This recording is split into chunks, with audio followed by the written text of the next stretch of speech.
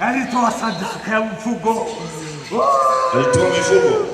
Sadaka ya mfugo. Ndio huyo kumiliki kwa kweli. Hayupo ndugu yake. Yeye ndiye anayetoa sadaka tena katika familia ya tumbo la baba yake. Ndiye anaenzi mambo ya baba yake. Bwana yeye hiyo mipango. Alisota hivi. Mimi baya. Unajidai kama una nguvu kuzidi. Nimejaribu kuzuia ibada.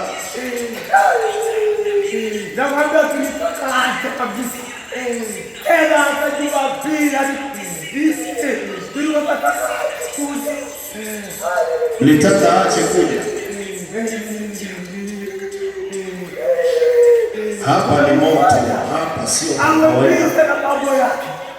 Ile atukie kumtumikia Mungu.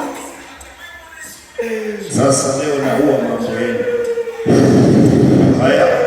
Moto uwe juu ya vitu vyote. Moto uende huko kwa ndugu yake anayewatumikia. Vitu visambaratike. Vitu vyote sambaratika. Sambaratika kwa moto.